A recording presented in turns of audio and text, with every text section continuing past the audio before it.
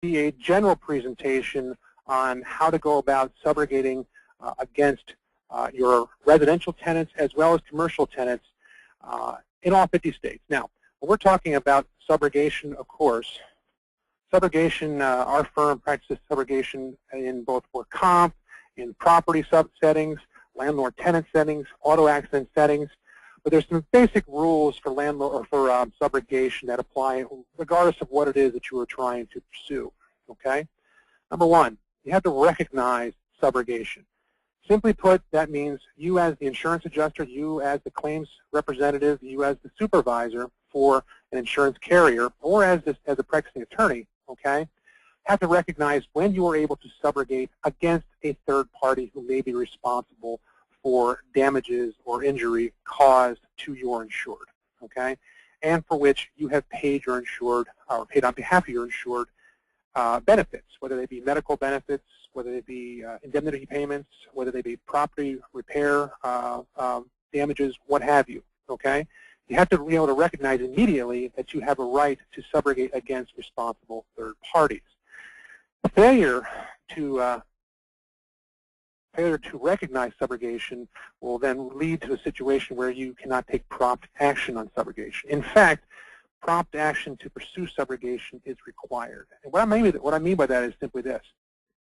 When you have a case that comes in and there's a question of whether a third party may be responsible for having caused damages, okay, or caused injury, you have to take certain steps to maximize your ability to recover on the claim, okay, recover in subrogation. So you have to sort of wear two hats.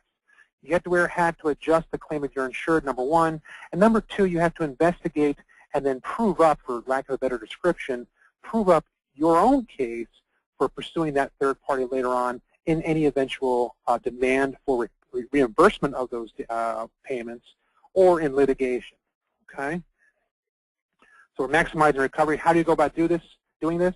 Again, we'll keep this brief because this is all on landlord-tenant, but generally speaking, the things that you do in landlord-tenant you're going to do in almost any case, whether it be workers' compensation or whether it be just a large property loss case.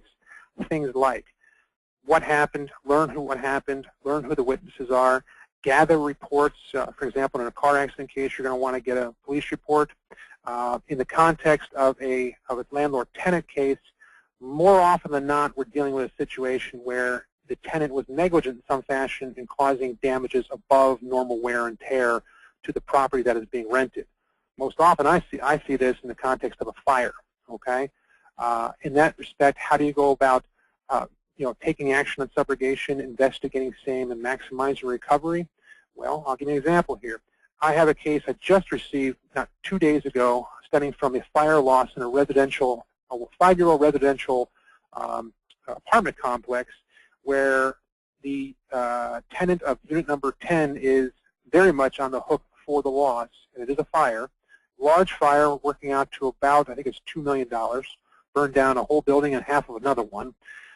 And the long and the short of it is the steps that were taken to maximize our potential for recovery included hiring a cause and origin expert, okay, to investigate how this fire began, hiring an engineer, in this case an electrical engineer, to investigate or eliminate the possibility that electrical appliances, electrical wiring, light switches, light fixtures, okay, are not causative of the fire. When it was all said and done, our expert, our cause and origin expert, determined that the location of the fire was out on the deck of this particular unit, and that the cause of the fire was a cigarette butt that had been placed in a butt can, if you will, out on the deck. All right, but it was a windy night. The cigarette butt basically escaped from the can, got out of the can, and basically ignited nearby combustibles on the deck itself. And the rest was history, okay? He confirmed this is the steps for what happened by speaking with the tenant of that unit. She was not injured, and she did escape, but she basically explained what it was that she was doing in the minutes immediately before the fire, and he got it all recorded. So what have you done by taking steps like that, okay? You've investigated your case, you've investigated the claim, you've investigated what happened. All right, you've put your detective hat on, and you've hired the right people to go ahead and investigate the cause and origin of the fire, And now you have a situation where, at least as far as liability goes, and proving liability, you have a very, very good shot, should this matter go to litigation, of proving that this particular tenant was liable, at least from a factual perspective, for having caused the fire, that they were negligent in having caused the fire. And with $2.4 million in damages, I can assure you that the damages to her own unit were well and above of normal wear and tear, shall we say. Okay? So those are the basics. That's the basic overlay as far as what you need to do for proving subrogation, at least from a liability perspective. Now let's get to the nuts and bolts of landlord-tenant and why we're talking about this today.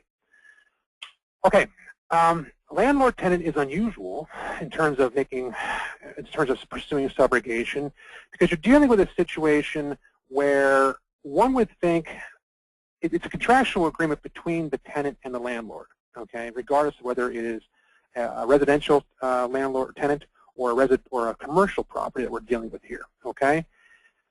Obviously, the underlying opinions here are that the tenant is renting a piece of property from the landlord.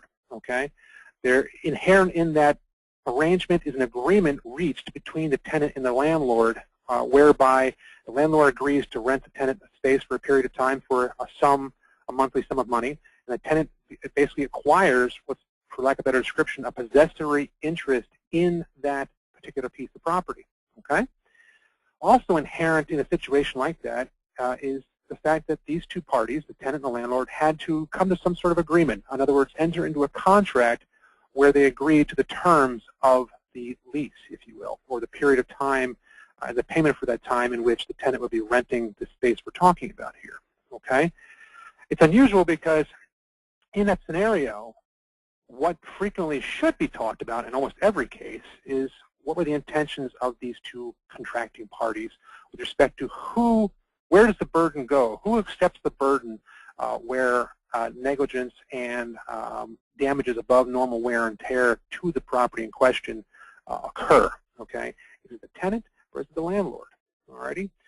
Well, as many of you probably know, of course, we're dealing with a situation where we're basically dealing with 50 bodies of law in the form of the 50 states. Okay, and for all 50 states, there's usually a variation on a theme in terms of who's responsible, who's liable for what, and when. Okay, because the laws are always, they don't.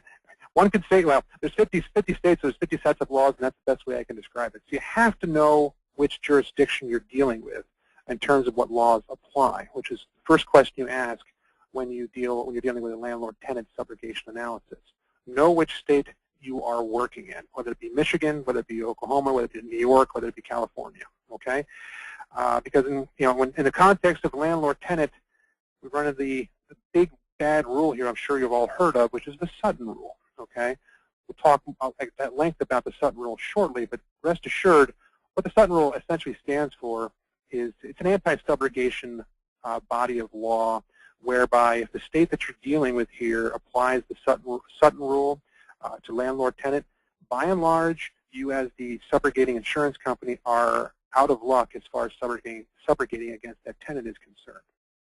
Number three could easily be number one, but just the same, is there a written lease? And if so, you need to get a copy of that written lease, because as I stated a moment ago, the written lease should, theoretically, spell out what the intentions of the parties were and what their expectations were when entering into contract for renting the property itself.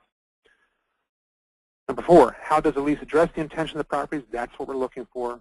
And number five, what are your subrogation rights? When you answer that question, you're going back to basically number one, which is which jurisdiction was the law. So you want to know what the law is in the jurisdiction that you're playing with to know what your subrogation rights are. And the second part of that, of course, is if the written lease says that the landlord can collect for damages above and beyond normal wear and tear, that is also considered a subrogation right of yours. You have to know all these answers, again, as part of your basic investigation and analysis of subrogation, and it's all designed to maximize your recovery at the end of the analysis, whether it be by way of a demand to that tenant or by way of litigation. Okay. The Sutton rule. Now, Sutton is a case that comes out of Oklahoma back in 1975, Sutton versus John Dahl. Okay, it's applicable in a good many of the 50 states, and basically what it stands for is the third bullet point there. The tenant is considered a co-insured with the landlord under the landlord's insurance policy with respect to fire damages to residential property, okay? In short, the landlord's insurer cannot sue the tenant in subrogation because to do so would be as if suing its own insured. Now, of course, I'm sure many of you had a situation where your own insured had to be sued once in a long while, but generally that's in the context of a situation where maybe you paid, or maybe they did not pay the deductible as far as you settling a claim against them, something along those lines. This is different, okay?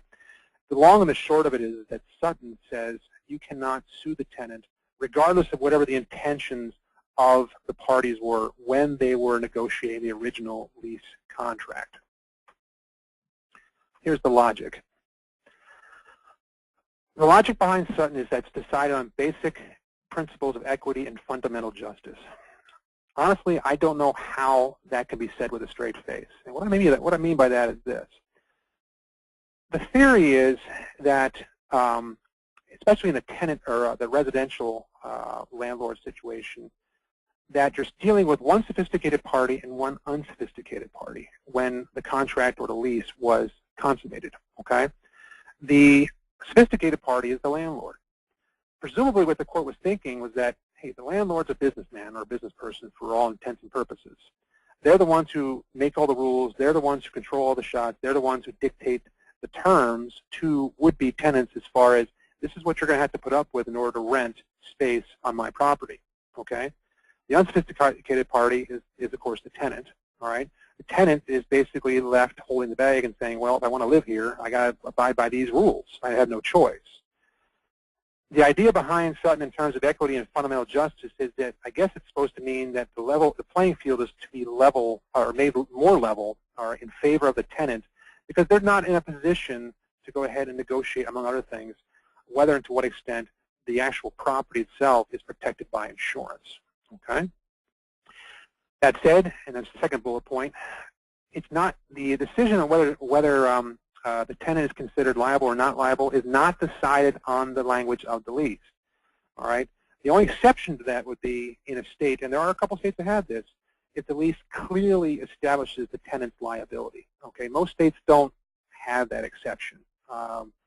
You know, what I mean by that is the language in the lease could generally say something along the lines of tenant, strike that, landlord will go ahead and supply property insurance, okay, and generally state that is the responsibility of the tenant to supply their own contents insurance, okay, and but if it doesn't state clearly that it is the tenant's responsibility to supply insurance for their own personal property as well as liability insurance designed to protect against negligence of the tenant, okay, then Sutton is going to apply, all right?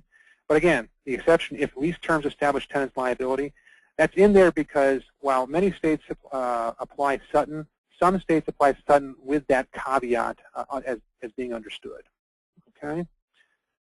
The landlord's insurance is liable for the mutual benefit of both is what the end result is. So the long and the short of it is that while the landlord may have negotiated what it takes to insure his or her property, the landlord is paying the premiums for whatever it is to pay the for the insurance to insure that property. Okay, the tenant pays nothing in terms of premiums, at least directly to that that insurance carrier. Rather, the implication is, by way of Sutton, is that, well, we'll just go to the next page and I'll show you. By paying rent, they are essentially paying part of the premium. So this is the way to think about it. Both landlord and tenant have insurable interests in the rented property. Okay, the landlord owns the property and fee interest, meaning they are the title holder. They own the property. That's their interest. They have a vested interest in making sure that insurance is provided to protect their property from any fire that occurs, regardless of whether it's the result of a tenant's negligence or some other reason. But the tenant owns a possessory interest. Okay, the tenant owns an interest in just the volume of space and the four walls, if you will, of the apartment that they are renting. And the courts in Sutton have recognized that. Okay. The second thing the courts recognized is that the tenant, strike that, the landlord, pays an insurance premium, and that premium is an overhead expense that is considered by the landlord when fixing the amount of rent that is to be paid by their tenants. Okay. Now, an overhead expense, the insurance premium is one overhead expense. So is the what it takes to maintain the building. So is what it takes to cut the grass. So is what it takes to pay anything and everything having to do with taxes, for example, with maintaining the building and the property in general. All those are considered the overhead. Okay. The theory under Sutton is the tenant pays a part of the insurance premium as part of the monthly rent. Basically, what the court has done has taken the decision-making process out of the landlord's hands in terms of how to go about fixing the monthly amount of the rent, and has basically ordered that a part of the rent that you receive every month is going to go towards the premium that you paid towards your property insurance. The absent express language on the lease, tenant may rely on the landlord to provide insurance for the realty. Again, Sutton says that the tenant is a co-insured for purposes of Sutton, unless, of course, you're in a state where very, very, very, very, very clear and concise language in the lease says otherwise. All right. Now, the case-by-case approach. This is the approach that I would actually prefer myself. All right. The long and the short of it is a case-by-case approach basically compels the courts to look at every case that occurs for all its factors.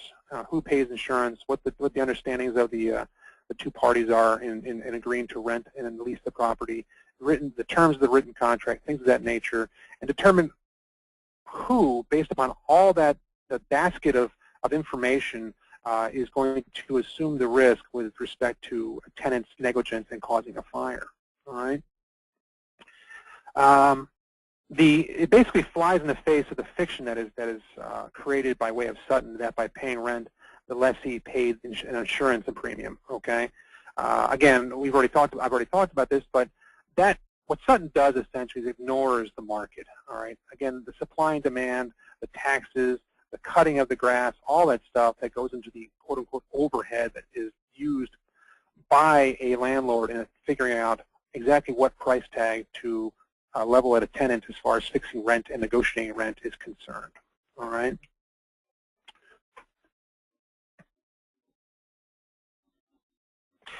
Now, as I said, some states have adopted a more logical standard for determining when a tenant is exonerated from liability. In Iowa, a landlord tenant have separate estates capable of being valued and insured separately, meaning that the whole idea of a possessory interest and a fee simple interest held by the tenant and landlord respectively, you can't lump them together. They both have separate interests that need to be handled separately. Okay. It applies case by case applies basic contract principles and the equitable underpinnings of subrogation. All right. I like that.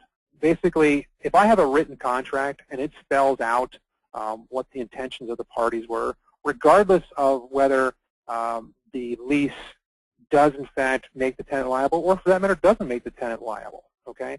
I like it better than Sutton for the simple reason that these two parties have in effect entered in a contract, and they've agreed to certain basic ideas that are based on that contract. And if the written contract says you, tenant, shall be responsible for providing proof of insurance, proof of liability insurance at the beginning of your lease, okay? Otherwise, I can't lease this property to you. I would like to see that in the lease itself. There was a question, by the way, while I was talking here a moment ago. Does the Sutton rule apply to commercial property? Generally, no, but we will talk more about that as we get further along in the presentation here. We are going to address commercial properties as well. All right. Let's see.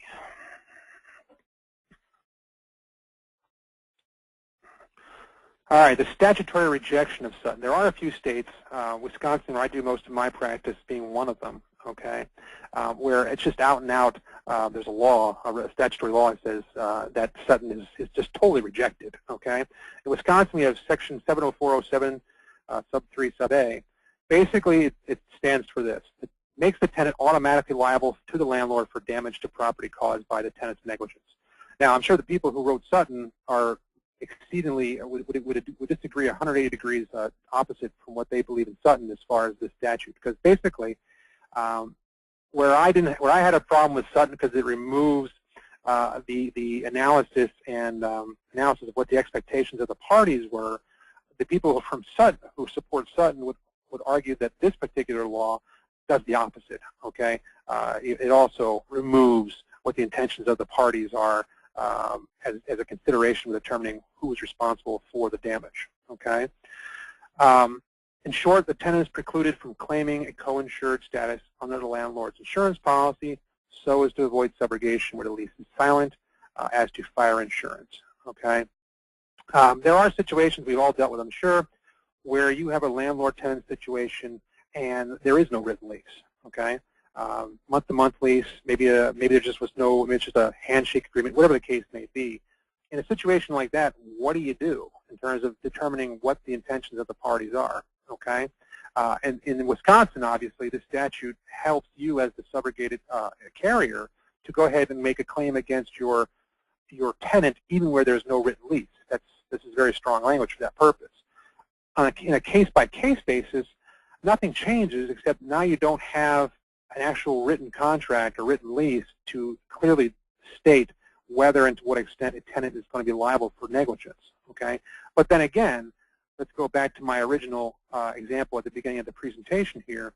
If we have a situation where I have a confession essentially from a tenant saying, hey, I was smoking a cigarette, I put the lit cigarette butt into my butt can out here in the deck, maybe it was off, maybe it wasn't off, and then I have an expert witness saying, hey, the origin of the fire is this butt can. All the fire patterns and the majority of the damage and everything originates from this butt can on this deck.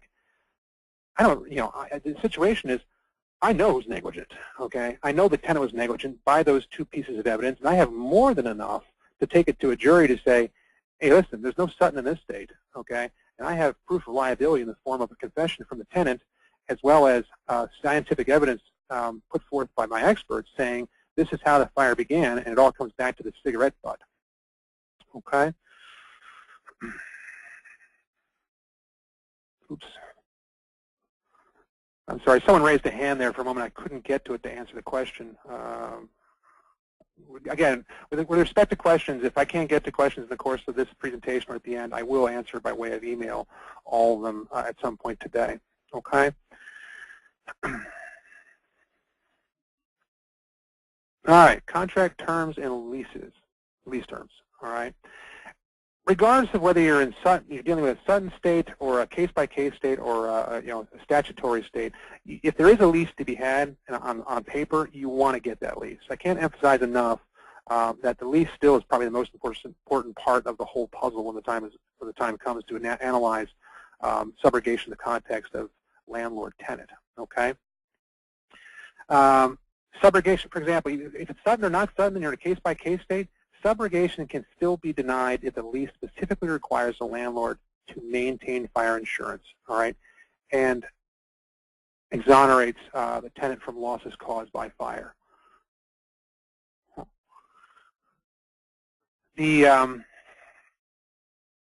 What you're looking for in your lease, okay, are exculpatory clauses and mutual releases.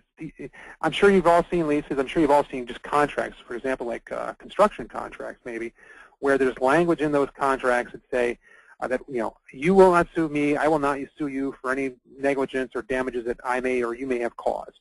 And then the other language that says specifically, you are going to provide your own insurance for your own stuff. I'm going to provide my own insurance for my stuff, my property. In the process of doing so, we are going to specifically deny our insurance carriers the right to subrogate against each other. Okay. Those are the kinds of things that you're looking for in a lease agreement as well. You're also looking for terms that require the tenant to obtain fire insurance to cover the negligence of the tenant. Okay. Many times you will see that specifically. Okay, meaning it states in black and white, thou shalt provide liability insurance, and you'll provide a copy of proof of that insurance upon the commencement of the lease.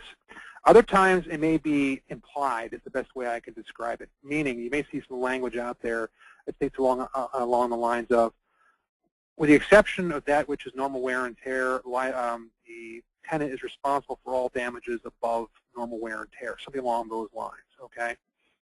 Either way, those are terms and language in leases which are helpful in establishing your right to subrogate, okay? You're also looking for a language in there, which this is another waiver situation, where the landlords agreed to carry insurance for the benefit of both. I don't know why a landlord would tend to do that, but it is out there. The theory, I guess, is, and this is what the last bullet point here is, the landlord is in the best position to negotiate with insurance carriers to ensure that the realty, the property itself, is covered in the event of fire, okay? I guess it goes to the theory that if you leave a tenant, if you let a tenant negotiate the rent, the liability portion of the liability portion of an insurance policy, okay, that tenant will likely go the cheapest route and supply not the best liability insurance in the world to cover a fire caused by their negligence. So in a situation where the landlord wants to make sure that their property is going to be covered under the covered for all things, worst case scenario, maybe the landlord just wants to go ahead and purchase the insurance they want to purchase to do that task, and will forego any kind of demand that the tenant supply similar liability insurance. Examples of lease terms. I'm just using Virginia. The next one will be Maryland because they're good examples that we have. We actually have copies of leases generated in Virginia and Maryland. Okay, in Virginia, this is the rule in Virginia as far as landlord-tenant is concerned. A tenant's liability to the landlord's insurer for negligent causing a fire depends on the intent and reasonable expectations of the parties to the lease as ascertained from the lease as a whole. Now, this is an example of what's coming out of Virginia in a Virginia lease. This is a residential property we're dealing with here. Damages to property, etc. The resident shall maintain the premises and be financially responsible for all repairs to the premises and fixtures beyond normal wear and tear. However, management, not the resident, shall make the repairs and charge the resident for said repairs. The resident shall pay. Now, that situation, basically, it doesn't state you're required to, the tenant is required to purchase liability insurance. But implicit in this statement, tenant shall be financially responsible for all repairs and premises. It can be inferred that they probably better have insurance. Otherwise, a fire to the tune of $2.4 million, most tenants are not going to be able to cover that kind of damage out of their pocket, shall we say. Okay. Renter's insurance. This is, again, another term coming out of Virginia, where it is very specific in terms of what the tenant is expected to do with respect to buying, purchasing liability insurance. Okay, and it also disclaims or places it disclaims liability on the part of the landlord as far as who covers the personal property of the tenant while it's in that space.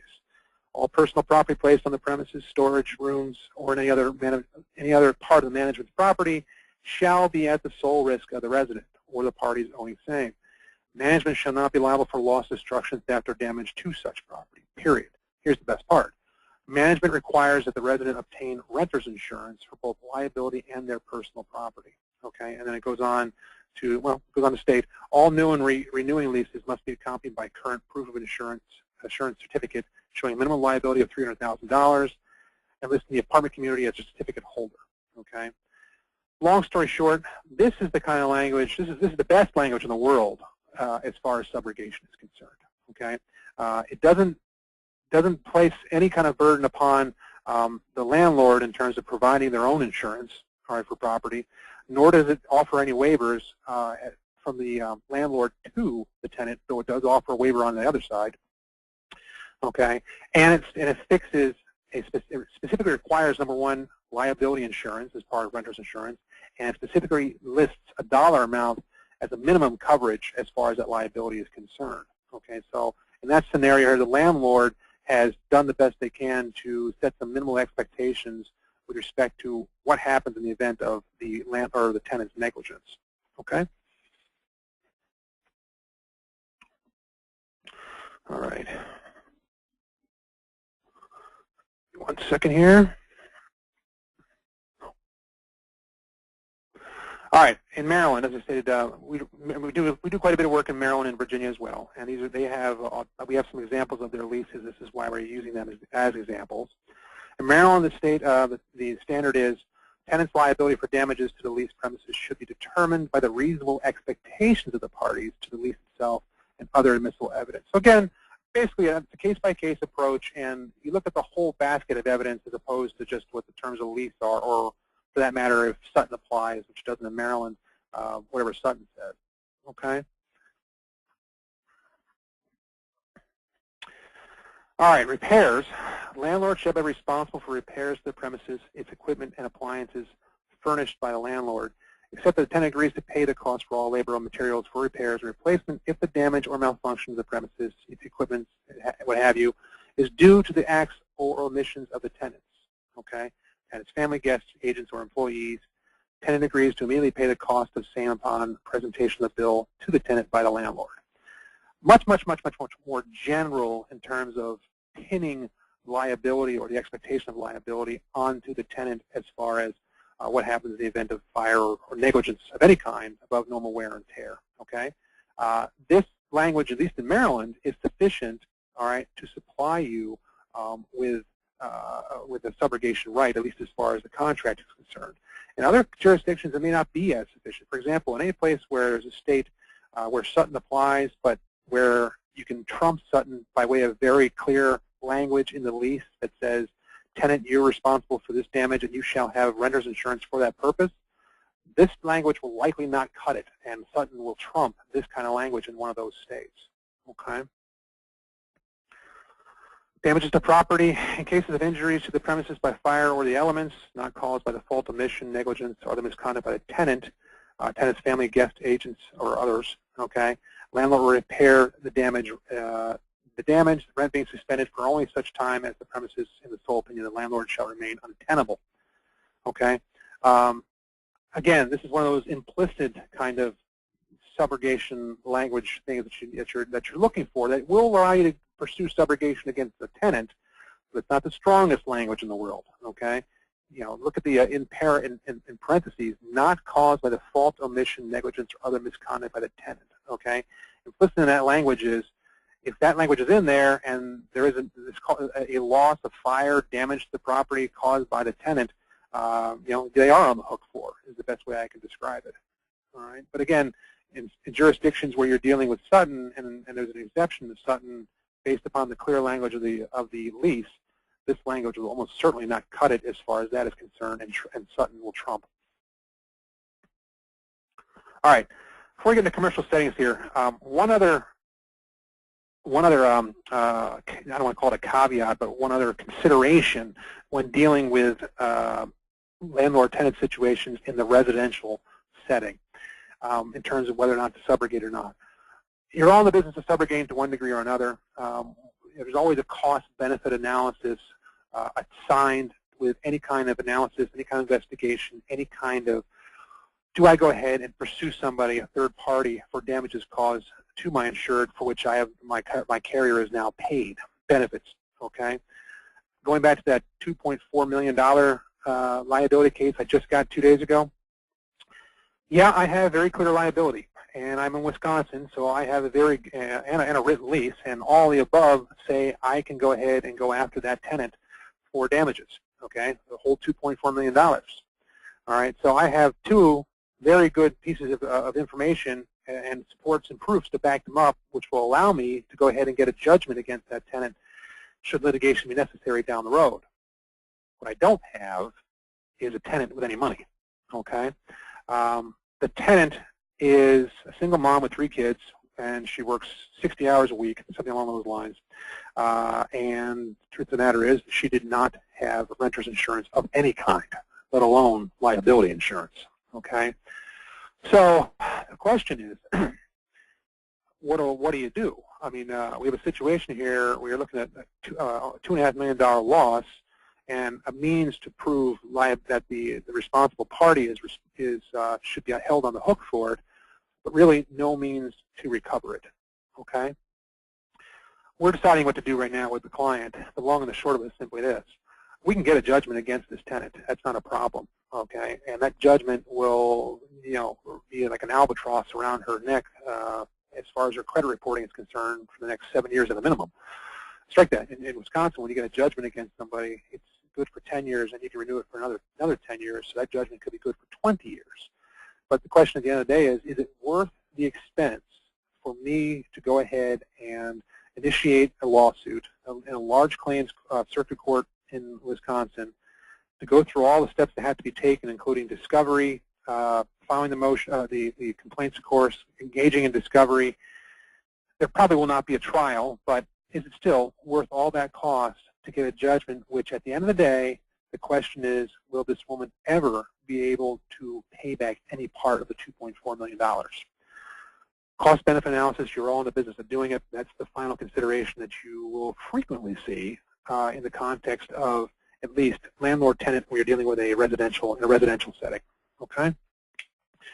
Now, in commercial settings, we're dealing a little bit differently here.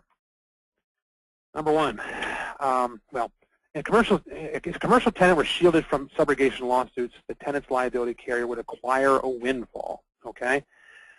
Long story short, you have a situation where you are now dealing with two sophisticated parties. I mean, it's a commercial setting, so you have businessmen and women on one side in terms of the landlords, management company, property owners, call it what you want to call it, and you have sophisticated, hopefully, business people on the other side who want to rent a space for purposes of making their business function, making it better, call it what you want to call it, okay? Excuse me. One would think that both sides, both parties would, among other things, have rented before, either to someone or rented space in the past, at a minimum, and perhaps they all have their own, hired sets of attorneys and accountants and what have you, who are in positions to advise on what is the best kind of lease to enter into between the two parties. Okay. Either way, you're not dealing with a situation where the landlord is in a position to dictate terms to a would-be tenant and saying, you're going to go ahead and pay or provide liability insurance, or I'm not going to rent you this space. They're not in that kind of position anymore. It's a situation where you have two sophisticated parties who are already probably pretty close to equal in being able to negotiate the terms of whatever lease they ultimately agreed to. Okay? So that situation, Sutton should not be a consideration, and it's not. In terms of the windfall that the liability carrier would get for the tenant, okay, well, they receive a premium from the tenant every month, okay, to insure against their own negligent acts. But, long story short, they escape having to pay all of that in a fire caused by the tenant's negligence if something like Sutton were to apply, okay? So it's a windfall for both the tenant, I think, as well as their carrier. But that's one of the philosophies behind it. All right, the collateral source rule is undermined. In short, and I'll read the definition of collateral source rule. Under this rule, it is if an injured party receives compensation for injuries or property damage from a source wholly independent of the tortfeasor, okay, the payment should not be deducted from damages which he would otherwise collect from the tortfeasor, okay. In this situation, the landlord is going to be reimbursed or benefits paid on his or her behalf to rebuild the realty that was damaged as a result of the negligence of the tenant, okay. To basically exonerate the tenant by way of a Sutton kind of rule, all right, doesn't make any sense because it allows that party, again, to get off scot-free. Long and the short of it is, in a commercial setting, the collateral source rule is basically stripped clean if that were to be the case, if Sutton were to apply, all right? If a tenant is deemed a co-insured without any intention of the parties in the lease, a court would be required rewriting, the landlord's fire insurance policy, which provides that the landlord is the only insured. All right. So that's the other side of the coin here that we're dealing with here when we're talking about landlord-tenant generally. It's all contractual, meaning you have a contract between the landlord and tenant, but you also have contracts, for lack of a better description, between insureds and insurance carriers. Okay, the property owner, the landlord, if you will, okay, has negotiated whatever they feel they need to negotiate with a property insurer to cover the damages to their property. And if it's, in a situation like Sutton, where the courts have trumped that negotiation process and have basically stated that a tenant is considered a co-insured, it just defeats the whole purpose of the willingness of parties and the expectation of parties when they go ahead and negotiate a lease as well as an insurance policy. The same arguments have been made, by the way, that you see right here, in the context of why Sutton should not be applicable. Nevertheless, Sutton is applicable in many states, but this is the reasoning behind why in commercial settings Sutton is not applicable. Okay.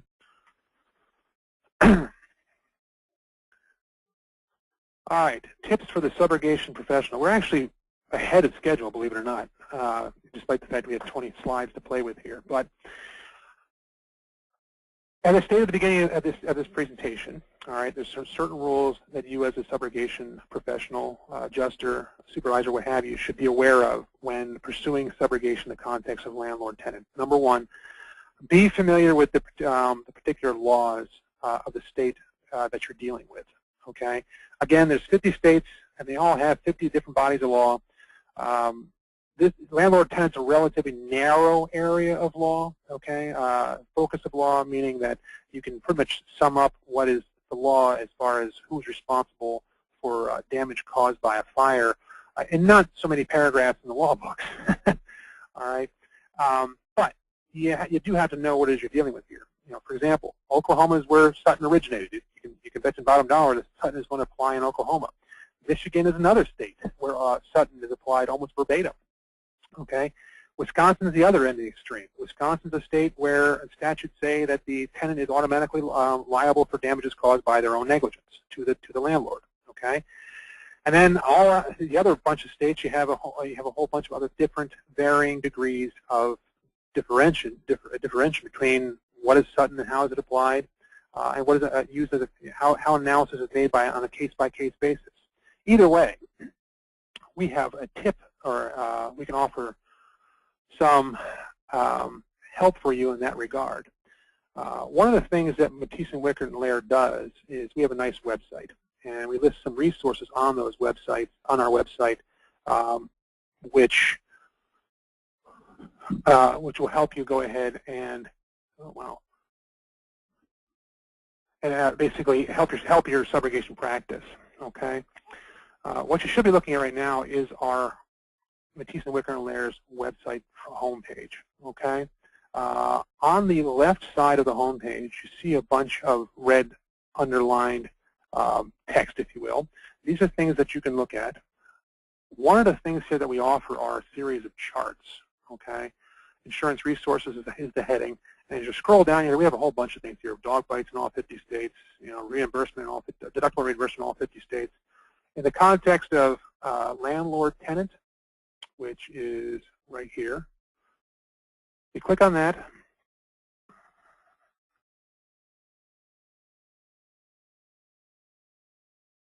Okay. One moment here.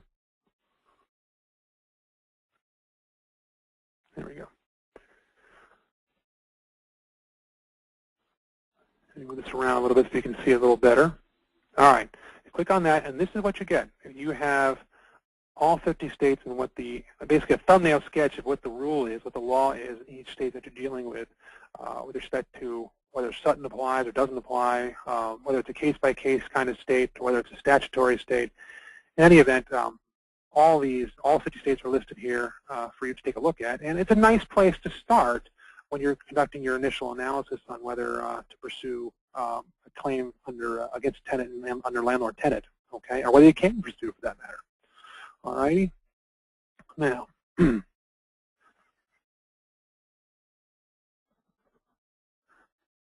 see here.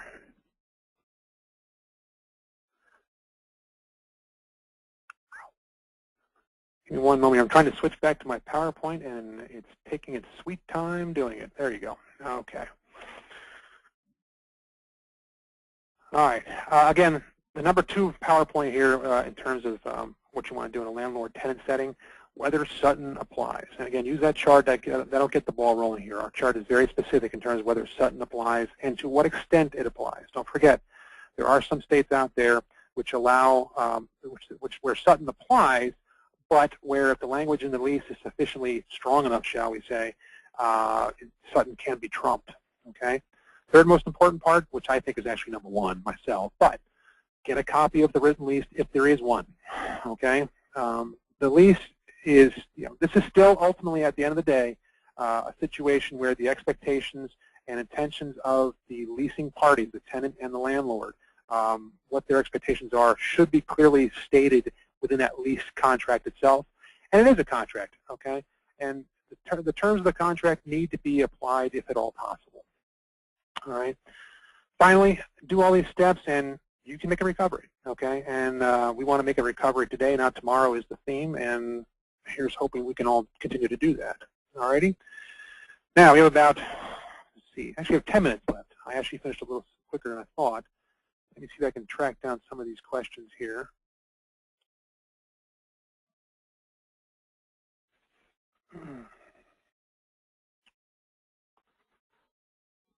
Give me one moment.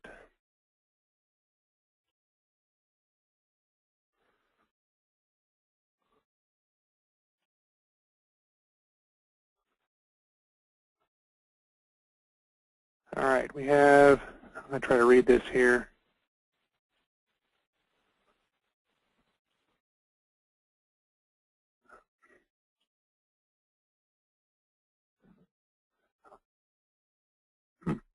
Well, I apologize. We seem to have a little bit of problem here hooking up to reading the questions here, so I'm trying to get them, but I'm not having much luck in doing it. Try this again.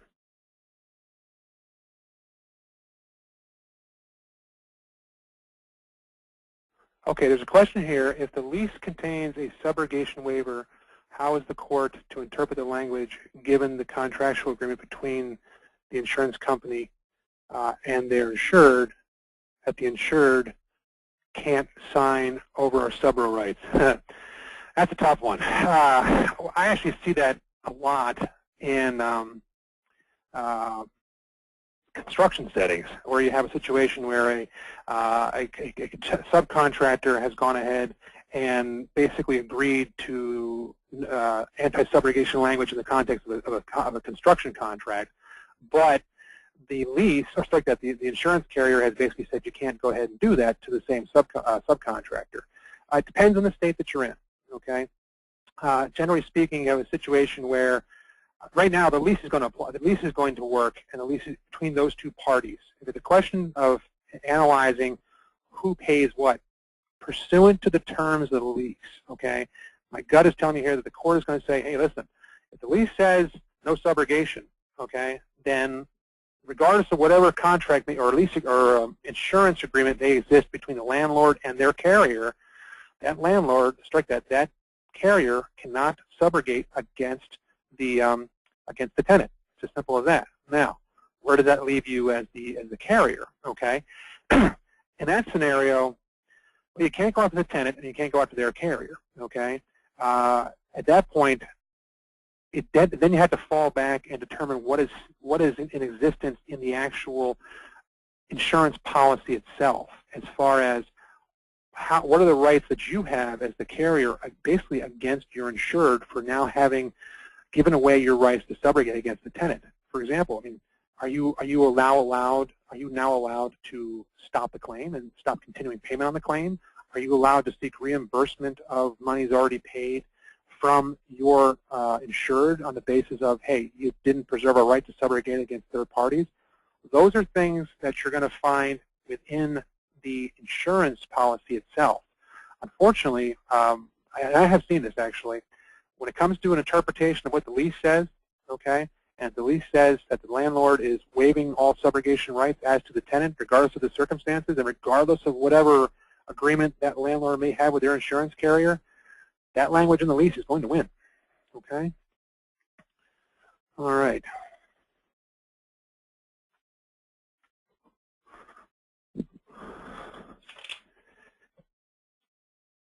Okay, another question we have here is the existence of waiver of subrogation clauses in contracts is a Pandora's box of legal issues. Actually, strike that. Okay. Trying to read another one here.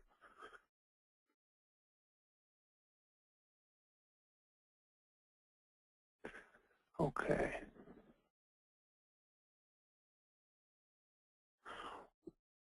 What settings, here's a good one for us. What settings is the condo or townhouse fall under, commercial or private? Well, I guess it depends on the situation. In some settings where you have, where there's an actual lease, I guess the situation is this. You have a party who owns a condo or owns a townhouse, okay? Maybe they're not living in that condo or townhouse. Maybe they're renting it out to someone else, okay? That lease that exists between the actual condo owner, okay, and that tenant is a lease in and of itself as far as damage is concerned caused by a tenant to that property. The larger question is, to what extent is the tenant, okay, responsible to the overall condo association or the overall property that consists of all those condos, okay, where there's a fire and there's more damage to the entire property as opposed to just the one condominium that he's renting, okay? In that scenario, I think there's more often than not, there's still a situation where you can go ahead and subrogate against that tenant, strike that, where the carrier, for example, the condo association, can still go ahead and subrogate against that tenant, all right, provided, of course, that the actual lease agreement between the condo owner who rented to that tenant doesn't otherwise state no subrogation, okay? All right, we are just about out of time. I thank you for your attention in today's presentation. For other questions that I receive, again, I will be sending emails out before the end of the day to try to answer all those, all right? But I thank you for your time and attention, and have a nice day.